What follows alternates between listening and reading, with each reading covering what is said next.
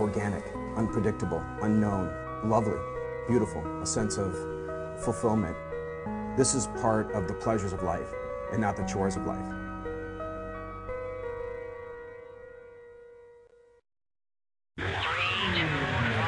Coming up on Daily Iowan TV, 4 more years for Barack Obama as the president is inaugurated for term number 2. And handwriting may be old-fashioned, but see why some Iowa City residents penned letters for a good cause on Monday. And in sports, find out what stories made the headlines in our Daily Iowan TV Sports Best of the Best from the Over the Break. That's coming your way next. Daily Iowan TV starts now. I'm Tom Brokaw. For more than 100 years now, the University of Iowa community has been waking up to the Daily Iowan. Today, it's the largest newsroom in eastern Iowa. And now you can see the news every night on Daily Iowan TV and get it anytime worldwide at dailyiowan.com.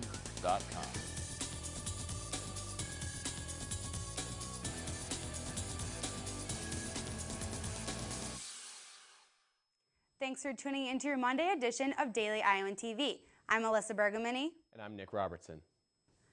Monday was a day of celebration to honor the legacy of Martin Luther King Jr. I went around the Iowa City area today to see what students, faculty, and community members were doing on this day of service.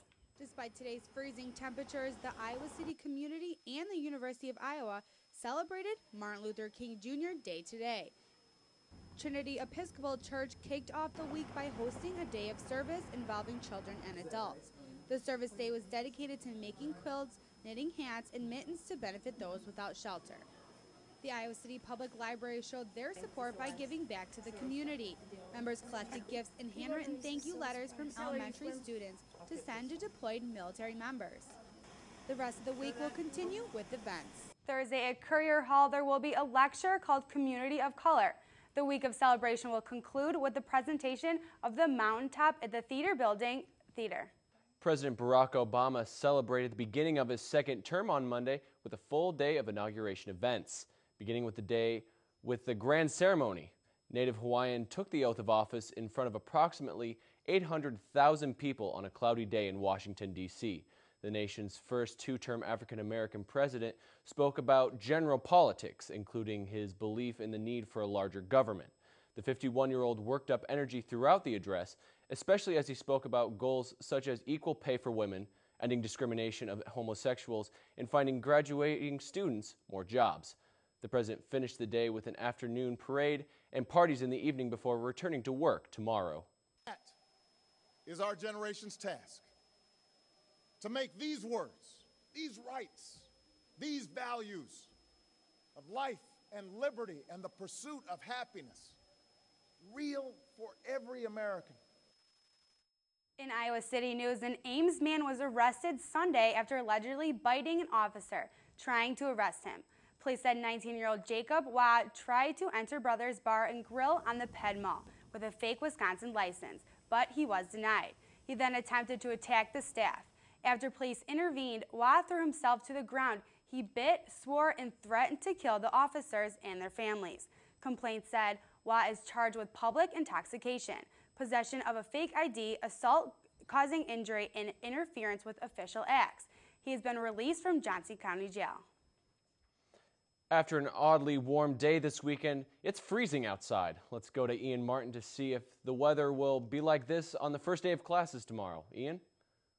It is frigid today, and it's going to be frigid tomorrow for the start of classes. It'll be sunny all day, but only 3 degrees in the morning, 13 degrees in the afternoon. Somehow when it's cloudy and the sun goes down, it'll actually get warmer to a toasty 15 degrees. That's tomorrow's forecast. For the 6-day forecast, I'm going to go inside and warm up in the studio and give that to you later in the show. Back to you guys. Still to come on Daily Iowan TV, see how the CRWC is ensuring students the rock climbing wall is safe to use. And in sports, our staff is waiting to reveal the top 5 storylines from over our programming break. The rock climbing wall at the Campus Recreation and Wellness Center has been closed since a UI student fell off the wall in November. Inspections have been conducted to ensure the safety of climbers. Daily Iowan TV's Anna Theodosis has the story. Staff members at the Campus Recreation and Wellness Center are looking forward to the reopening of the rock climbing wall on Tuesday. The wall closed after a University of Iowa student fell from the wall 75 days ago. Spencer Bean's fall was about 30 to 40 feet from the blue dot around 10 p.m. on November 8, 2012. He suffered multiple injuries, including 2 crushed vertebrae, leaving a dent in his spine, which almost caused him to be paralyzed. But today, Bean is walking and ready to start his spring semester. Staff at the Campus and Recreation Wellness Center have taken extra steps to ensure the safety of climbers. We had our wall inspected twice, once by Entreprise, that's the company that built it. They inspected it within a week or so of the accident.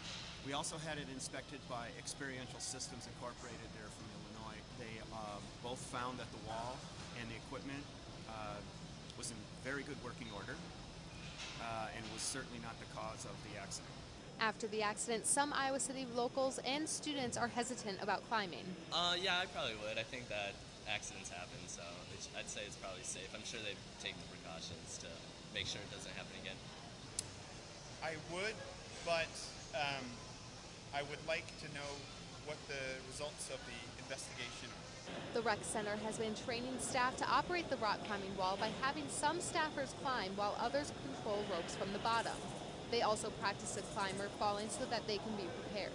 Staff members don't know the reasoning behind Bean's fall. Like I said, we don't know what the cause of the accident was. Rock climbing is an interesting sport and requires some training. Anna Theodosis, Daily Iowan TV.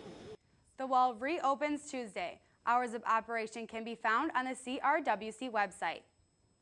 And now for a look at what's happening outside of Iowa. Authorities say a highway pileup in Ohio has left 1 person dead and 20 injured. The Interstate 275 crash was one of 4 pileups that happened Monday due to scattered snow across the state. As many as 85 cars were involved with the 275 pileup outside of Cincinnati, while 70-plus vehicles and 4 tractor trailers crashed in the other 3 incidents. French prosecutors have filed preliminary murder and terrorism charges against a Turkish citizen who was a driver for one of the 3 Kurdistan activists who were gunned down in Paris earlier this month. 30-year-old Omar Gunay drove for Sakan Kanziz, the founder of the Kurdistan Workers' Party, a rebel group seeking autonomy for the Turkish Kurds. Police know that Gunay was present at the scene of the crime for 45 minutes. The other 2 victims were Leyla Soylemenez and Fidan Dugan. Kurdish activists in their 20s, Gunay maintains his innocence. And on a lighter note, Super Bowl 47 is set, and one family's household is guaranteed a victory. The game 2 Sundays from now will pit the AFC's Baltimore Ravens, coached by John Harbaugh, against the NFC's San Francisco's 49ers, coached by Jim Harbaugh, after both teams won their respective conference championships a day ago. Older brother John's side beat Jim's on Thanksgiving Day, the last time they played in 2011. One thing's for sure is that household is going to be pretty stressful come the holidays. But now let's throw it over to Annie Koshable for a look at Hawkeye sports. Hey guys, and welcome back to the Daily Iowan TV Sports Studio. We've been on our programming break for a while, but during our absence, sports stories have continued to fill up the headlines, both here at the University of Iowa and on the national scene. So what better way to review the past month than with the top 5 stories taking place during the break? Coming in at number 5, 2 of America's favorite athletes seem to have fooled us all. In a week with NFL championship games, coaching searches, and NCAA basketball heating up, the confession of Lance Armstrong and the bizarre story of Manti Te'o coming out of South Bend have absolutely dominated the headlines over the past week. 7-time Tour de France winner Lance Armstrong's confession of PED use over his illustrious cycling career aired on the Oprah Winfrey Network late last week, but was overshadowed by the shocking revelation that the death of Heisman Trophy runner-up Manti Te'o's girlfriend was a hoax. Te'o has yet to make a public appearance to address the issue. Coming in at number 4, the Iowa football coaching carousel ranks 4th on our list. The Hawks' highly touted receiving coach Eric Campbell and the de facto tight ends coach David Ray were both rumored to be leaving the program.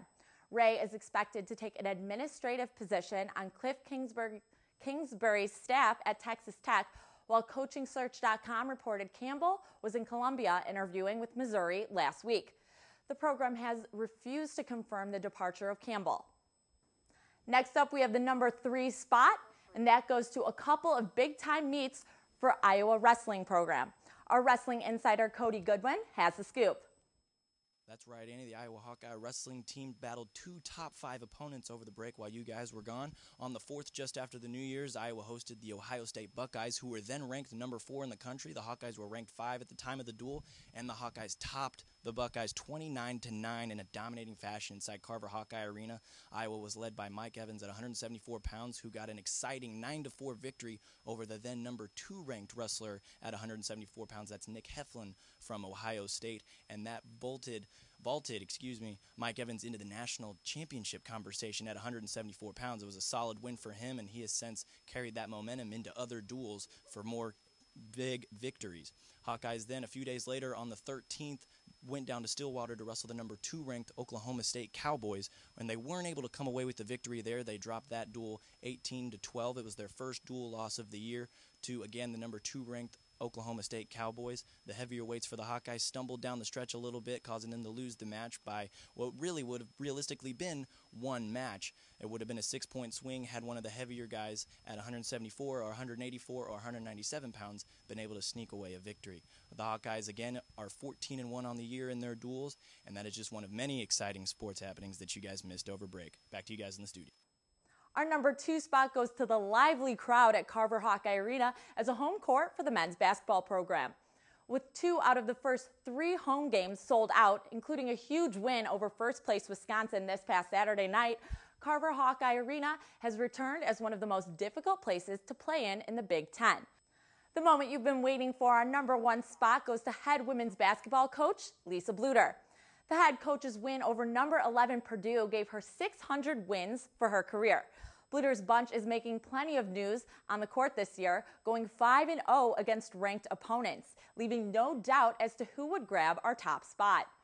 Well, that's going to do it for us today in the sports studio. A whole lot more coming up in tomorrow's show, including the return of Whip Around, a preview of the Hawks' trip to Ohio State, and we welcome wrestling insider Cody Goodwin back to the set, fresh off his press availability with Coach Brands and the team tomorrow afternoon. Now let's toss it back to Ian Martin for another look at your local weather. Ian? Yeah, Annie, I'm back in the studio, and I'm happy to report it is much, much warmer in here. Let's take a look at the weather forecast for the rest of the week. We've talked about Tuesday and Wednesday. That's when some water might thaw, projected at exactly 32 degrees with flurries that could be rain if it becomes any warmer. Later in the week, a little more snow projected. Showers on Thursday, as 3 days in a row will be in the high 20s. If you're walking home at night at all this week, though, be advised projected evening temperatures top out in the teens and could be even lower. That's all for weather. Nick and Alyssa?